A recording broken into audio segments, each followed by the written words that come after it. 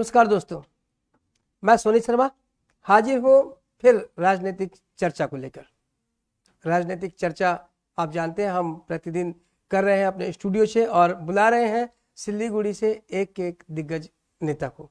और इसी कड़ी में आज हमारे साथ हैं मोहन शर्मा जी, जो कि कांग्रेस की राष्ट्रीय कार्यकारिणी के सदस्य हैं और साथ ही पश्चिम बंगाल वर्किंग जो कार्यकारिणी है उसके भी सदस्य हैं।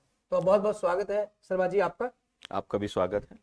और इससे पहले चर्चा करें मोहन जी से, तो बता दें कि कांग्रेस ऐसे देखा जाए तो ये हमारा विचार है कि पूरे भारतवर्ष में कहीं ना कहीं कांग्रेस पिछड़ती नजर आ रही है, लेकिन इस बार पश्चिम बंगाल चुनाव में कांग्रेस कहीं ना कहीं अहम भूमिका निभा सकती है, क्योंकि कांटे की टक्कर है तृणमूल कांग्रेस और भारतीय जनता पार्टी के बीच में। लेकिन बहुत कुछ हाथ में रहेगा अब की बार कांग्रेस और सीपीएम के हाथ में, क्योंकि कांग्रेस और सीपीएम का इस बार विधानसभा चुनाव में गठबंधन है और यह गठबंधन अगर थोड़ा भी सफल होता है तो कोई नया गुल खिला सकता है।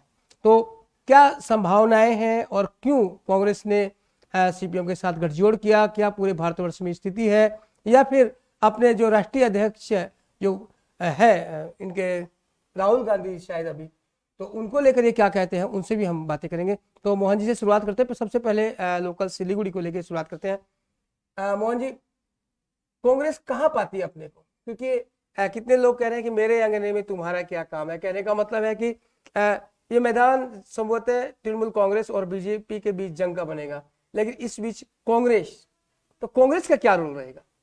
देखिए, कांग्रेस एक नेशनल पार्टी है। दूसरी बात, आप अगर बोलें तो आज लोकसभा में विरोधी पार्टी कांग्रेस ही है। और जहां तक पश्चिम बंगाल की बात करूं, मैं आपकी जानकारी के लिए बता देता हूं मैं कि पश्चिम बंगाल में भी विरोधी जो है कांग्रेस ही है, दूसरे नंबर की सबसे बड़ी पार्टी है। दूसरी बात, आपने कहा कि हमारे अंगने में क्या काम है। हम इस नज़र से देखते नहीं है, यह हमारा देश है, मातृभूमि है, हम जिनको सुबह उठते ही नमन करते हैं।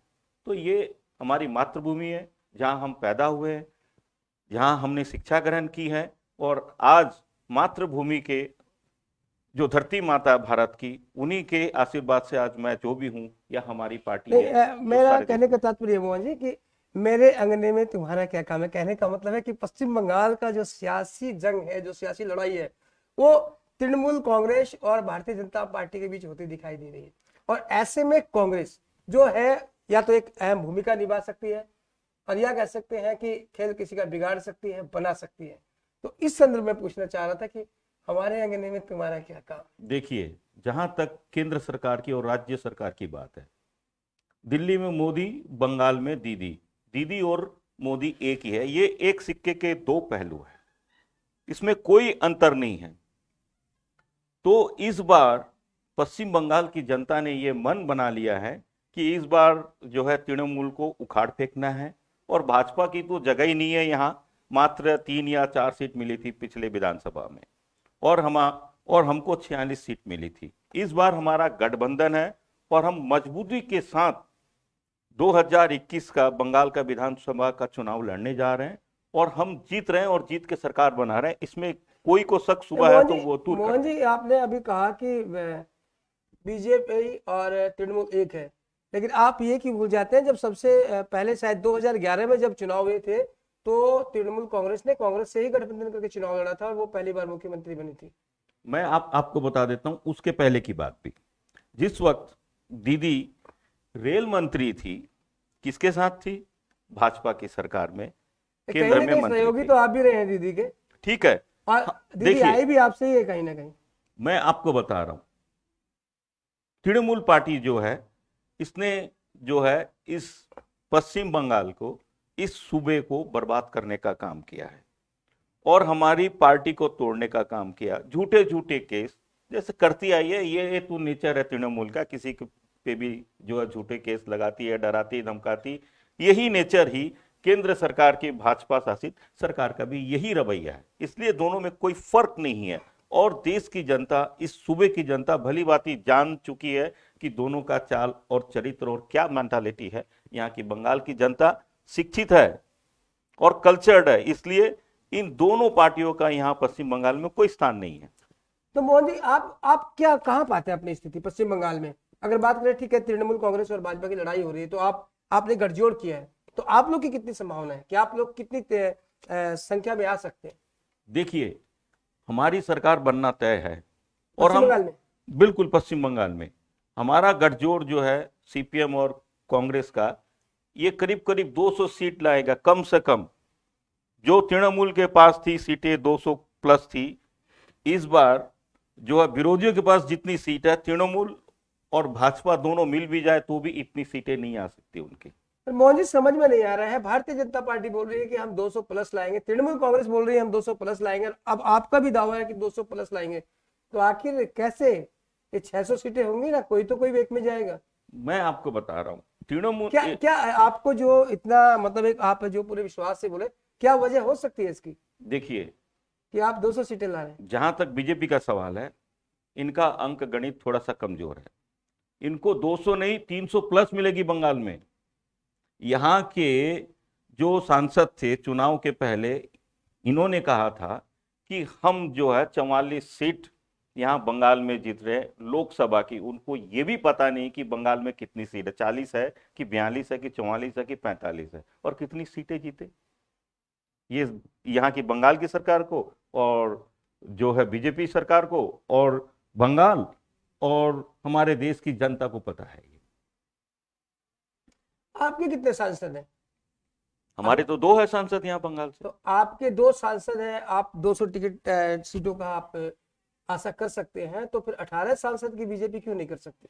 नहीं कर सकती, क्योंकि बता रहा हूं मैं आपको, ये जो सरकार है ये तो लच्छेदार भाषण देना, ठीक है, बड़े बड़े वादे करना और उनको नहीं निभाना, ये इनका चाल चरित्र दर्शाता है बीजेपी का, और ऐसा ही तृणमूल का भी दर्शाता है, जो इस सूबे की जनता और देश की जनता जान चुकी है, समझ चुकी है। इस बार बंगाल की जनता ने अच्छा, अपना मन बना लिया। मोहन जी, एक बात, तृणमूल कांग्रेस कहती है कि कलकत्ता को सिंगापुर बनाएंगे, भारतीय जनता पार्टी कहती है कि पश्चिम बंगाल में गुजरात मॉडल लाएंगे, और जैसा मुझे ज्ञात है, आप तो गुजरात में 2 महीने रहकर भी आए थे, जब कांग्रेस का वहां चुनाव थे, तो कांग्रेस की तरफ से आप प्रचार भी कर रहे थे। तो वाकई आपको लगता है कि गुजरात की तुलना में बहुत कुछ पश्चिम बंगाल में उलट पुलट है, या बदलने की जरूरत है, या कैसे पाते हैं आप गुजरात और पश्चिम बंगाल की तुलना आप कैसे करेंगे? देखिए, पश्चिम बंगाल और गुजरात की तुलना कैसे होगी या कैसे नहीं होगी, मैं आपको सिलसिलेवार बताता हूं। जब मैं वहां था तो वहां चुनाव के दौरान मैं वहां लगभग पूरे गुजरात का सफर किया हूं, और उस वक्त मुझे यही देखने को मिला कि वहां के जो खेतिहर मजदूर है, वहां कपास होती है, उसकी एमएसपी या उसका मूल्य जो था 800 रुपया था। उस वक्त वहां की सरकार उन्हें 350, 380 या बहुत ज्यादा 400 देती थी। तो यही गुजरात का मॉडल है जो बंगाल में लाएगी, यही गुजरात का मॉडल है जो सारे देश को बताया जा रहा है। गुजरात, इस देश की जनता कितने गुजरात देखे हैं? मेरे ख्याल से 70% के लगभग लोग गुजरात देखे नहीं होंगे, और उनके सामने झूठ परोस के जो है गुजरात में है क्या? जो भी तरक्की हुई गुजरात में सारे कांग्रेस के शासनकाल में हुई। आज वहां पे गुजरात में क्या किया है नरेंद्र मोदी जी या बीजेपी, हमें बता दे। ठीक है मोहन जी, काफी लोगों के काफी अच्छे अच्छे कमेंट्स भी आ रहे हैं। तो जैसा अभी आपने कहा कि गुजरात मॉडल, तो अब अच्छा, अब ये बताइए कि आप किसे अच्छा मानते हैं? अगर शासन की बात करें तो आप पश्चिम बंगाल भी देखा, गुजरात भी देखा, गुजरात मॉडल लगाने की बात की जाती है, तो क्या वाकई अभी पश्चिम बंगाल ठीक है गुजरात की तुलना में? देखिए, फिलहाल दोनों ही ठीक नहीं है। न तो गुजरात की हालत अच्छी है, वहां के किसानों की हालत जो है जर्जर है। गुजरात में या बीजेपी की सरकार? वहां देखिए बीजेपी की सरकार है, हाँ। आप लोगों का भी काफी वहां शासन रहा है। नहीं, हमारा रहा है। तो हमारे टाइम में गुजरात नंबर 1 था। जब से भाजपा की सरकार आई है, दिन प्रतिदिन जैसे पाकिस्तान की करेंसी गिर रही है, अमूल्य हो रहा है, उसका मूल्य गिरते जा रहा है, वैसे ही उसकी भी जो है, जिसको बोलते हैं गुजरात की टीआरपी, वो जो गिरती जा रही है। उसका कारण ही वही है कि वहां बीजेपी की भाजपा की सरकार है। वहां अगर वहां कांग्रेस की सरकार होती तो आज दुनिया की इंडस्ट्री होती। जो आज तक कांग्रेस के टाइम में जितनी भी इंडस्ट्री आई है, उसके बाद कौन सी एक नई इंडस्ट्री बैठाए हैं भाजपा वाले, बता दे मुझे, भाजपा की सरकार बता दे। तो कितने दर्शक पूछ रहे हैं हमसे कौन है, तो ये हम बता दें, ये मोहन शर्मा जी हैं, जो कि कांग्रेस पार्टी की राष्ट्रीय कार्यकारिणी के सदस्य है, साथ ही पश्चिम बंगाल कार्यकारी कमेटी के भी सदस्य हैं, और इनसे ही हम ये बातें कर रहे हैं। तो मोहन जी, लेकिन कांग्रेस का जो ग्राफ है पूरे देश में तेजी से कहीं ना कहीं गिरा है, और आपके जो मुखिया कह सकते हैं, सर्वेसर्वा कह सकते हैं, राहुल जी, उनको लोग पप्पू की भी संज्ञा देते हैं। इसे लेकर कुछ कहना चाहेंगे आप? देखिए, ये तो बीजेपी की भाषा बोली है आपने, ठीक है। बीजेपी मैं नरेंद्र मैं मोदी, मैं बीजेपी की भाषा नहीं, जो जो अक्सर नहीं, मैं, क्योंकि आप सुनते होंगे हाँ ना, हाँ आप मीडिया हाँ वाले हैं, सुनते हैं, सुन के आप मेरे को बोल रहे हैं, बहुत अच्छा लगा मेरे को कोई बुरा नहीं लगा। अब मैं आपको बताता हूं, नरेंद्र मोदी को सारे दुनिया में गप्पू के नाम से जानते हैं, सारे दुनिया में। यानी आप पप्पू का तोड़ गप्पू निकाल रहे हैं? नहीं नहीं, वो है ही है गप्पू। मैं आपको बता रहा हूं, मैं एक आरटीआई एक्टिविस्ट भी हूं। मैंने 2014 की साल में जब लोकसभा का चुनाव हुआ था, उस वक्त नरेंद्र मोदी जी स्वयं जुमलेश्वर, उन्होंने कहा था कि 15 लाख रुपया मिलेगा, आप हमें जिताइए।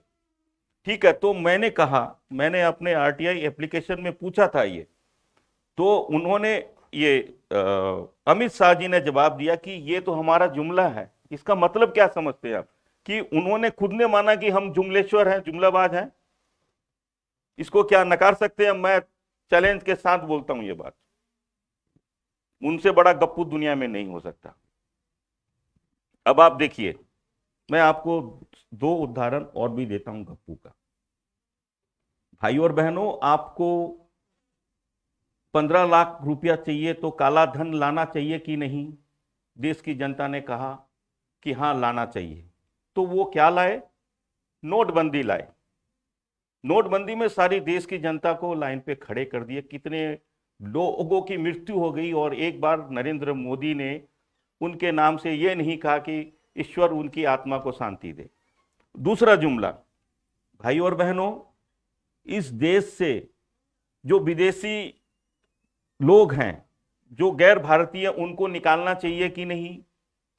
तो देश की जनता ने कहा बिल्कुल निकालना चाहिए। उसके नाम पे क्या लाए? एनआरसी। एनआरसी क्यों लाए? ताकि हिंदू मुस्लिम को लड़ाया जाए, हिंदुओं को अलग किया जाए, मुसलमानों को अलग किया जाए। और यही एनआरसी में आसाम में 19 लाख लोगों को इन्होंने मान्यता नहीं दी है कि ये देश के नागरिक नहीं है, और उस 19 लाख में 16 लाख हिंदू है जिनको इन्होंने कहा कि ये बाहरी है, इस देश के नागरिक नहीं है। तो इससे बड़ा जुमला और जुमलेश्वर क्या होगा? गप्पू नहीं बोलूंगा मैं तो, और क्या बोल सकता हूं बताइए? आपके पास कोई है तो बता दीजिए। मोहन जी, कांग्रेस देखा जा रहा है कहीं ना कहीं जो ये किसान बिल है उसके भी विरोध में खुलकर आ गई। इसे लेकर क्या खामियां आपको नजर आ रही है किसान बिल में? किसान बिल में अब मैं आपको बता रहा हूं, 1970 की बात है ये, जब लाल बहादुर शास्त्री जी इस देश के प्रधानमंत्री थे। उन्होंने एक नारा दिया था, जय जवान जय किसान। ये भी आपको बताऊंगा कि जय जवान जय किसान क्यों कहा था उन्होंने। क्योंकि जो किसान हैं उनकी पुत्र ही जो है जवान, आज देश की सरहदों पे वो लड़ते हैं और हंसते हंसते इस देश के लिए अपनी जान देते हैं। और वही किसान, वही अन्नदाता आज लगभग 80 दिनों से दिल्ली के सरहद पे इस जो है कड़कड़ाती ठंड में बैठे हुए हैं, और इस जो प्रधानमंत्री जी के नाक पे जूं तक नहीं रेंगती है। अभी तक तो ये हो रहा है कि सिर्फ कृषि बिल का विरोध हो रहा है।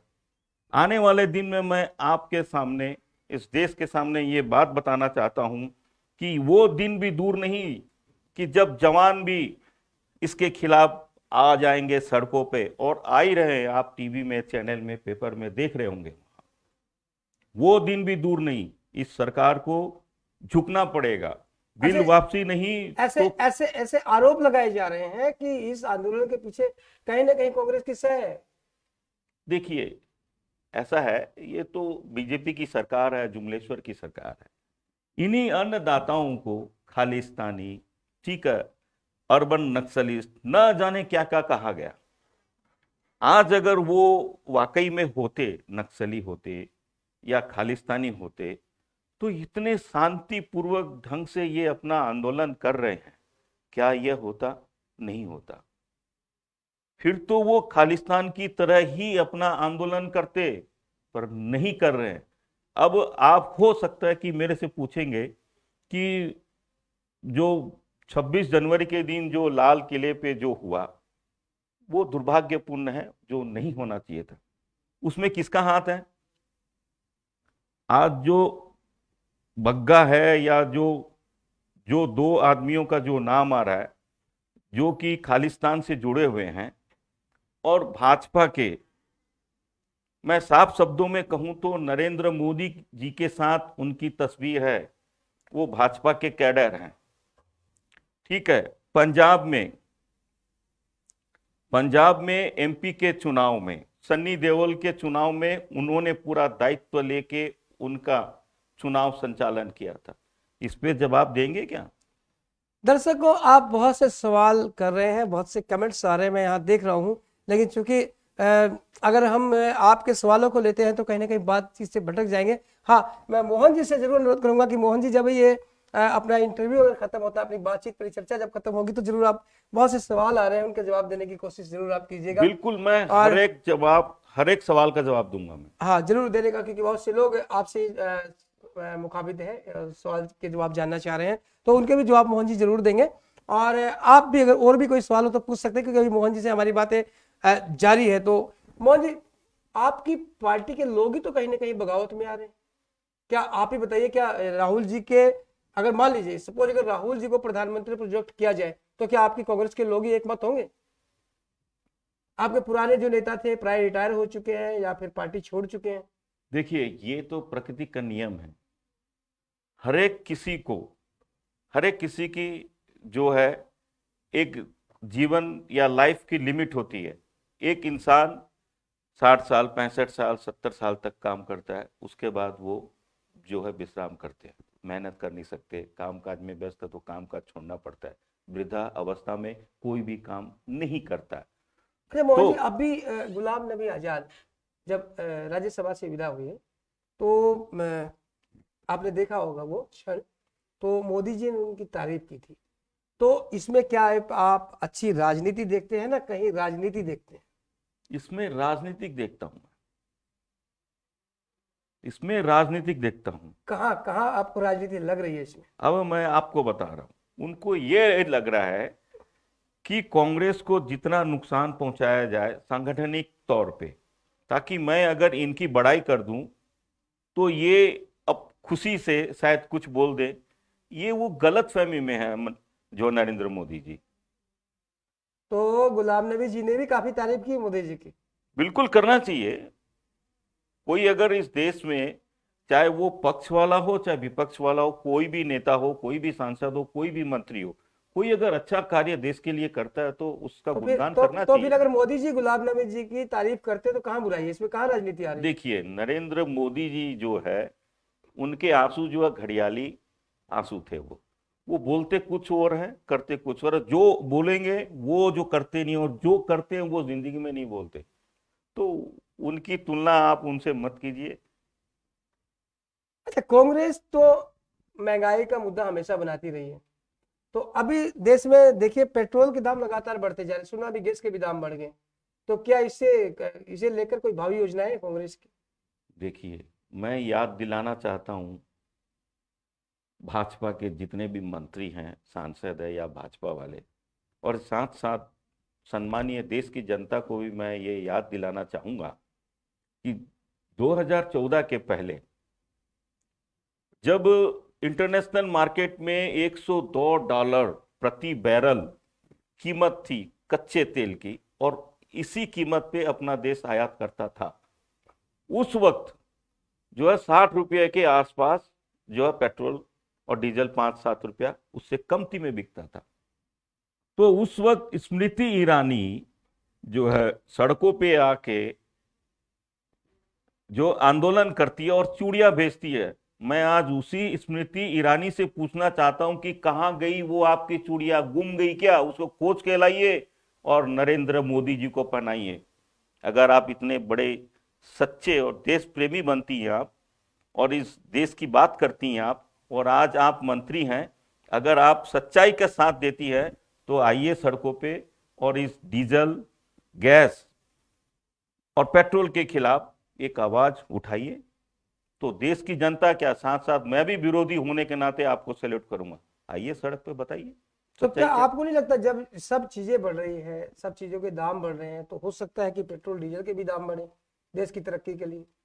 देखिए, जिस वक्त यह सरकार आई थी 2014 में, तो स्वयं जुमलेश्वर महाराज ने कहा था कि भाइयों और बहनों, आपको 35 रुपया पेट्रोल चाहिए तो आप हमारी सरकार को जिताइए, हमें जिताइए, हम आपको 35 रुपया लीटर जो है पेट्रोल देंगे। और साथ साथ में वो एक कोई बाबा है जिनकी आंख अपर डीपर करते रहती है, क्या नाम मेरे को याद नहीं है, वो कई सारी दवाइयां बनाते, वो उस वक्त इसी भाजपा की दलाली कर रहे थे कि हाँ इस सरकार को जिताइए, 35 रुपया करके आपको मिलेगा तो पेट्रोल। बाबा जी को क्यों खींच कहाँ गया? मोहन जी, बाबा जी को क्यों खींच लाए बीच में? क्योंकि वो इस बाबा सरकार बा, के चमचे हैं, बा, बाबा नहीं है वो वो ढोंगी बाबा है। बाबा जी से भी गुरेज है। नहीं नहीं, गुरेज नहीं है, उनकी बोली ठीक है, उनके कार्य करने की जो प्रक्रिया या जो ढंग है वो देश के लिए अहितकर है। अब आप देखिए उनका कितना सारा प्रोडक्ट मिडिल ईस्ट कंट्री में बैन लगा दिया। क्यों? बोलते हैं कि ये हमारा जो टोटल हर्बल जो प्रोडक्ट है, यूरोप के बहुत सारे कंट्री में बैन है उनका। क्यों है? जरूर कहीं ना कहीं खामी मिली है उनको। कहां आज उनकी अगर देखे कंपनी तो कम से कम 20,000 करोड़ की कंपनी है। एक बाबा होके, एक साधु होके 20,000 करोड़ की संपत्ति बना लेता है, तो क्या मजाक है क्या? बिना सरकार के साथ तो के। मोहन जी, भारतवर्ष में तो आदिकाल से मंदिरों में, महंतों के पास में संपत्ति रही है, इसमें क्या दिक्कत है? बिल्कुल रही है।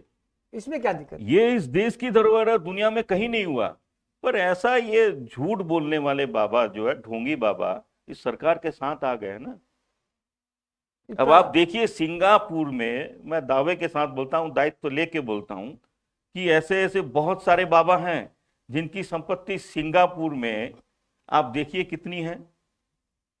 वहां आइलैंड खरीदा हुआ है इनका। तो बाबा तो हजारों हैं मोहन जी। बाबा, आप पर्टिकुलर एक ही बाबा पे क्यों केंद्रित है? बाबा तो बहुत से हैं अपने भारत में। हाँ है ना, जैसे एक कोई झांसाराम बाबा भी है, आपके सपोर्टर भी बाबा है।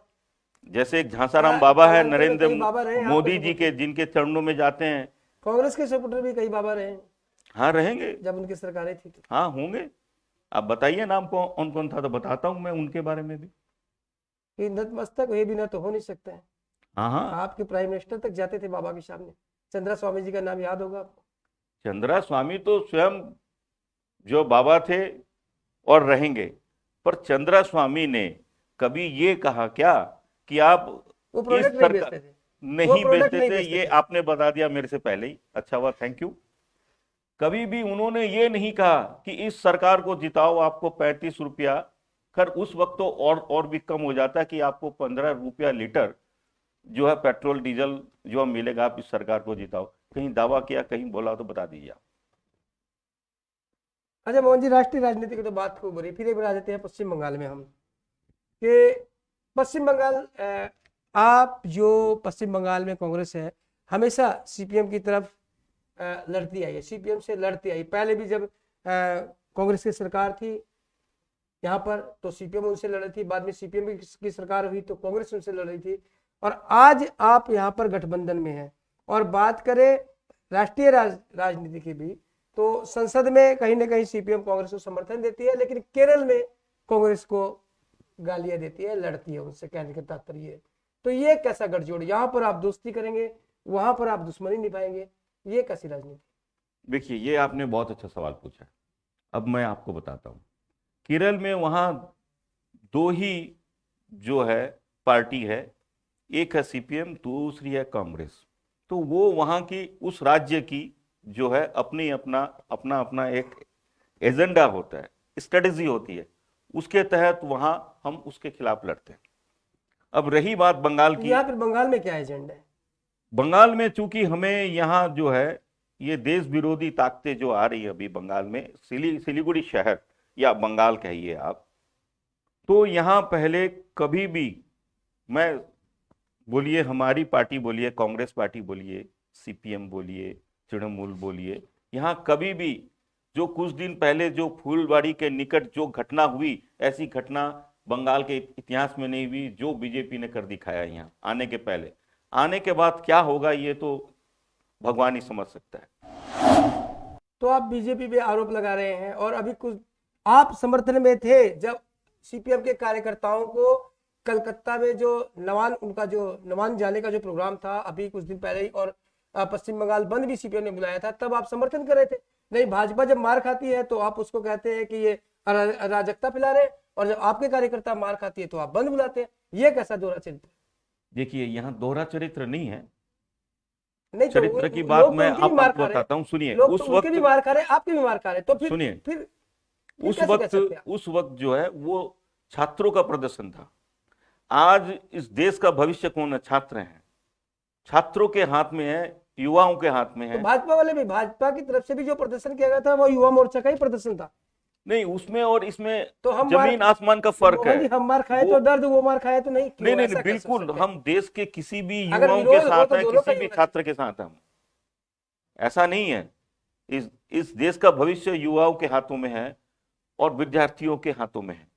अगर यहाँ कहीं भी होता उस पे अत्याचार, तो हमारी पार्टी सबसे पहले उसके खिलाफ जाएगी, उस सरकार के खिलाफ जाएगी। तो उस दिन आपने क्यों नहीं कहा था जब कलकत्ता में भाजपा कार्यकर्ताओं पे भी हमला हुआ था? तो वो भी तो युवा ही थे देश के। नहीं, उसमें फर्क है। देखिए, आपको जानना पड़ेगा फर्क आपको। वो आपकी पार्टी के नहीं है? नहीं नहीं, हमारी पार्टी के नहीं है, वो भी इस देश की है, इस देश के युवा हैं, इस देश के छात्र हैं वो। पर उनका आंदोलन जो होता है वो सीधे धर्म से जोड़ देते हैं, वो ये धर्म को लेके चलते हैं।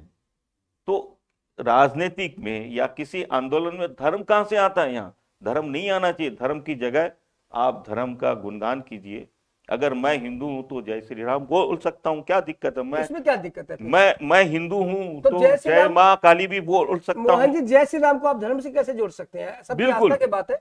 वो कहते हैं कि जय श्री राम बोलो, वो आपसे नहीं कहते जबरदस्ती कि आप जय श्री राम बोलो। नहीं, जबरदस्ती तो बुलवा सकते नहीं, इस देश का संविधान है, उसके लिए जबरदस्ती तो अगर कोई अगर स्वयं में अगर जय श्री राम बोलता है तो इसमें फिर चिढ़ने? हाँ, बोले ना, वो क्या दिक्कत है, बोले।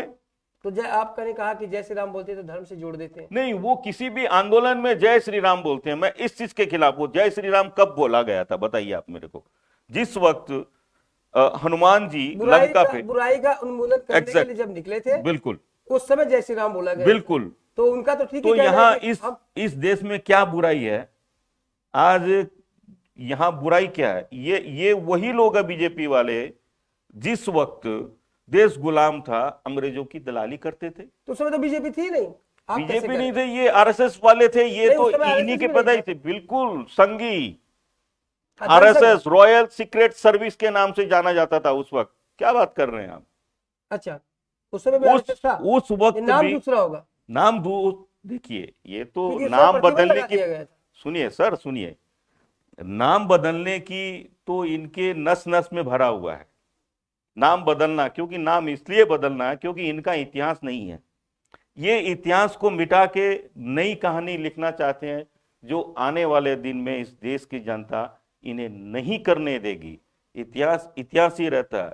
अंग्रेजी में कहावत है, हिस्ट्री रिपीट, वो रिपीट होगी। देश की आजादी के बाद अगर हम बात करें, कुछ समय अगर छोड़ दें तो 75% से भी ज्यादा प्रतिशत हिस्सा कांग्रेस के राज में ही बीता है। तो क्या आप संतुष्ट हैं 76 साल की इस आजादी के बाद के वर्ष के विकास को लेकर? देखिए, मैं आपको सबसे पहले आपकी बोलिए, चाहे आज की भाजपा सरकार, चाहे भाजपा को बोलिए, पहले अंक गणित थोड़ा सा ठीक कर देता हूं मैं। इसमें आप 75 बोलिए चाहे 76 बोल रहे हैं आप, इसमें बीजेपी का भी शासनकाल था। हाँ, मैंने कहा 75%। ठीक है, और दूसरे भी पार्टियों का शासन था। आप ये बता सकते हैं 20 साल का भी नहीं गया। मेरी बात सुनिए, लगभग 55 साल के आप लोगों ने लगभग, हाँ 55 साल, मैं वही कह रहा हूँ, 55 साल के करीब कांग्रेस ने शासन किया। बिल्कुल किया। और इनके जो हमारे देश के बाद जो देश आजाद हुए वो कहीं बहुत ज्यादा उन्नति के पथ पर है। तो क्या आप मानते हैं कि कांग्रेस का जो शासन था वो वाकई भारत को प्रगति के पथ में ले जा रहा था, या फिर देखिए, भारतीय जनता पार्टी का शासन बहुत खराब है? बिल्कुल खराब बोलूंगा मैं। आज कौन सा नया चीज किया बताइए मेरे को।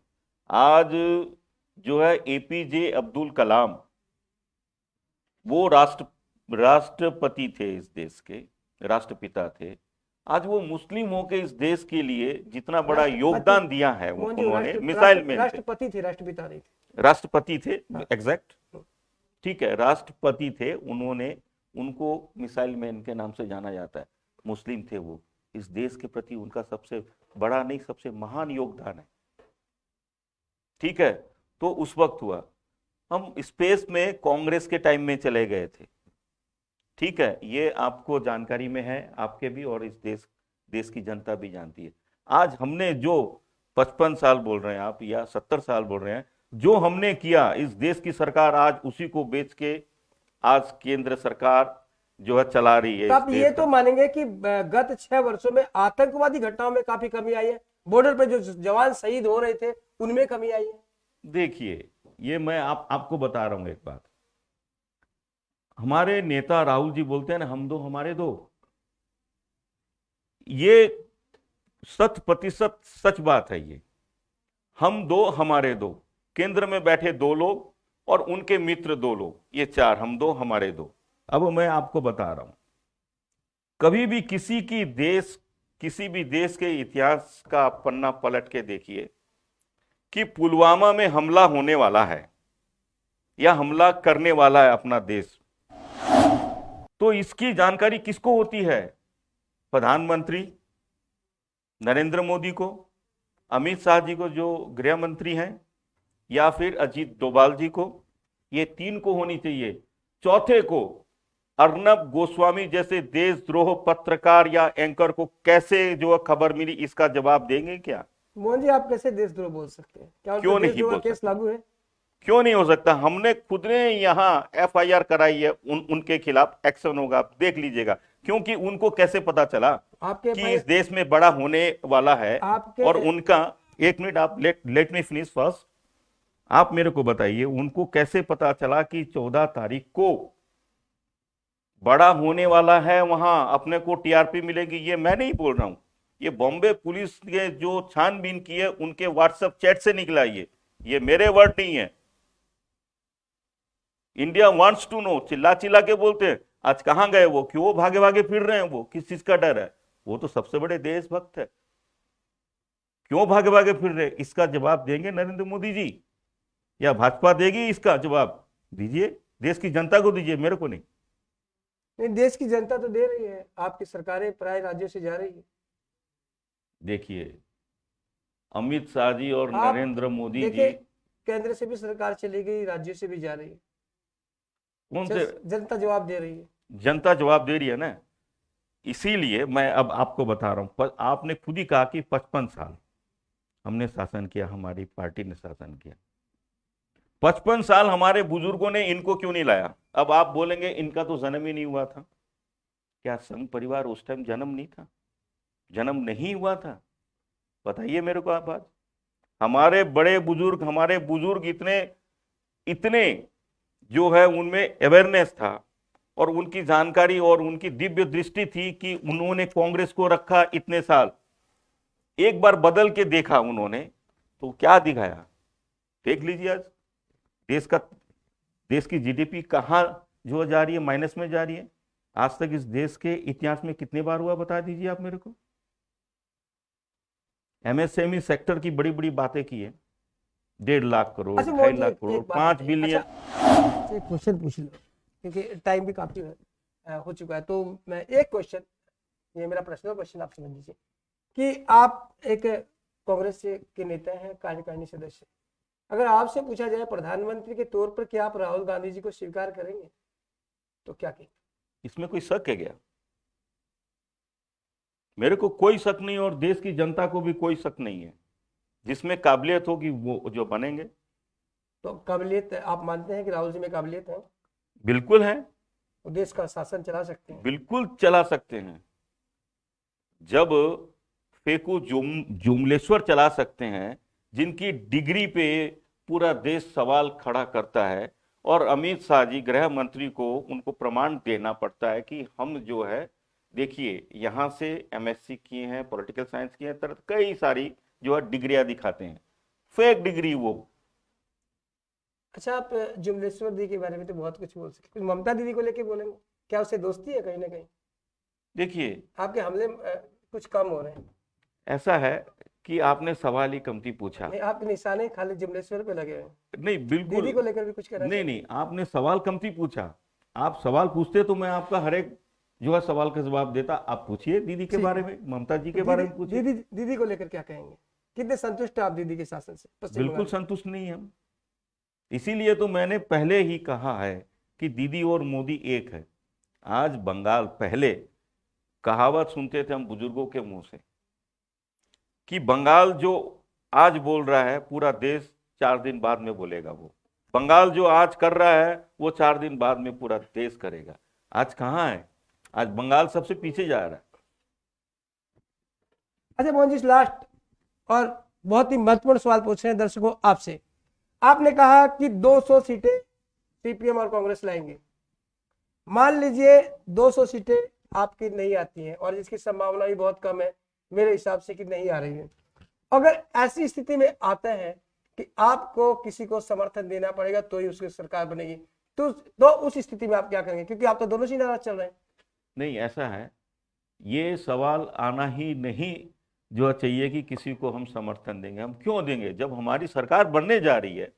हमें कॉन्फिडेंट है और यहाँ की सूबे की जनता चाहती मान है। लीजिए ऐसा नहीं होता है। नहीं, कैसे मान लें हम? जितने भी सर्वे हो रहे हैं आपको बहुत नहीं, कम नहीं, सीटें आपको दिखाई जा बता रही है। देता हूं, आज ही जो है सर्वे सर्वे जितने है। भी आ रहे हैं उसमें नहीं दिखाया जा रहा सर। सीपीएम सत्ता में थी, बाद में 62 में आ गई, 62 से वो बाद में 32 में आ गई। आप लोग भी काफी अच्छी स्थिति में थे, 42 में आ गए, और आपके लोकसभा सांसदों की संख्या भी घट गई है। ऐसे में आप उम्मीद कर रहे हैं कि आपकी 200 सीटें आएंगी, तो देखिए, कितनी सत्यता इसमें आपको लगती है? मैं आपको बता रहा हूं, किसी भी चैनल का सर्वे, चाहे कोई जो है न्यूज़पेपर वाले कराए या जो है इलेक्ट्रॉनिक चैनल वाले कराए, मैं उनके सर्वे का सम्मान करता हूं। और आपने पर बता दो, एक सर्वे ने तो ममता बनर्जी को अभी भी सबसे लोकप्रिय नेता बताया है, मुख्यमंत्री के तौर पे। बता सकते हैं, उनका चैनल है, वो आजाद है। इस देश में अपनी बात बोलने की आजादी है, बोल सकते हैं मोहन वो। जी, आप तो दावा कर रहे हैं 200 सीटों का, अभी तो आपके बीच में सीटों के बंटवारे को लेकर अभी तक स्थिति स्पष्ट नहीं हो पाई है दोनों टीमों के बीच में आपके। नहीं, नहीं, मैं आपको बता रहा हूं, ये दो दलों के बीच की बात है, ये अंदरूनी बात है। बहुत सारी बातें जो है जनता में पब्लिकली बताई नहीं जाती, क्योंकि ये हर एक पार्टी का अंदरूनी मामला होता है। ऐसे भी प्रयास चल रहे हैं कि आप पीरजादा से भी इस गठबंधन में ले सकते हैं? नहीं, ऐसा उनका चल- ऑफर आया है हमने, पर उस पर अभी गौर नहीं किया है। तो क्या ओवैसी को भी साथ लेंगे आप? नहीं, नहीं, नहीं। पीरजादा के संपर्क बताए जा रहे हैं सुनिए, ओवैसी सुनिए, से। मैं आपको बता रहा हूं, ओबीसी जो है वो बीजेपी की बी टीम है। तो अब आप पूछेंगे कैसे, तो मैं आपको एक उदाहरण देके बताता हूं। मैं झारखंड के चुनाव में था, वहां बीजेपी के कैंडिडेट ओबीसी के पार्टी से चुनाव लड़ रहे हैं ताकि कांग्रेस और जेएमएम हार जाए, फिर भी वो जीत नहीं पाए। उनके पास इतना फंड कहां से आता है? ये सारा बीजेपी फंडिंग कराती है उसको। क्यों? ये उसकी बी टीम है, ताकि वो जो है, वो ओबीसी साहब जो है मुसलमानों की बात रखेंगे, ये जय श्री राम जो है बोलेंगे, हिंदू मुस्लिम को लड़ाएंगे। हिंदू ये समझते हैं कि हिंदू इनकी पपोती है, पर ऐसा नहीं है। बीजेपी गलत फहमी में है। पहले हिंदू क्या, ये मेरे को जवाब तो दे। आप लोग भी तो ये चाहते हैं कि मुस्लिम वोट ना बेटे मिल जाए। नहीं, नहीं, वो हिंदू हिंदू कहे तो आप सांप्रदायिक कहते हैं, तो आप लोग भी तो यही बातें कह रहे हैं। नहीं, हम तो कभी नहीं कहते। हम तो सर्व धर्म को, हर एक जाति को, हर एक वर्ण का हमारी पार्टी जो है सम्मान करती है और करती रहेगी। हम जाति पात में विश्वास नहीं रखते हैं, जो कि बीजेपी रखती है, या अन्य कुछ एक पार्टी और है जो रखती है। आपने एक बात नहीं बताई, लेकिन बताइए कि क्या सॉफ्ट कॉर्नर रहेगा आपका अगर आप सरकार किसी को समर्थन देने की स्थिति में आते हैं? नहीं, नहीं, ऐसी बात ही नहीं है। आप देखिए, आप पत्रकार हैं, इंटेलेक्चुअल हो सकते हैं आप, ठीक है, आप ये गलतफहमी शायद पाल ली है कि कांग्रेस को और सीपीएम के गठबंधन को इतनी सीटें मिलेगी जितना कि किसी दल को सपोर्ट कर सकें। हम क्यों देंगे सपोर्ट? आप ये मानते हैं कि महत्वपूर्ण भूमिका होगी आप लोग की? अरे हमारी तो पूरी देश में ही है महत्वपूर्ण भूमिका। नहीं, मैं पश्चिम बंगाल चुनाव की बात नहीं, पश्चिम बंगाल क्या देश के बाहर है क्या, बताइए मुझे आप। नहीं, चुनाव की बात अगर कर रहे थे, राष्ट्रीय चुनाव में, ये राज्य के चुनाव में। हाँ हाँ, और राज्य कहीं के ना कहीं चुनाव देखिए, में। राष्ट्रीयता की अलग बात है, आप भी कहीं कमजोर है, कहीं अब अच्छे हैं, कहीं मैं आप मैं सरकार आप, बनाने की स्थिति में, कहीं नहीं है, कहीं बिल्कुल कमजोर है। मैं आपको बता रहा हूं हमारी भूमिका अहम है, थी, रहेगी, कैसे बता रहा हूं। आज सिलीगुड़ी शहर का या नॉर्थ बंगाल का अगर मैं उदाहरण दूं आपको, तो मेडिकल कॉलेज किसके शासनकाल में बना? कांग्रेस के। नॉर्थ बंगाल यूनिवर्सिटी किसके शासनकाल में बनी? कांग्रेस के शासनकाल में।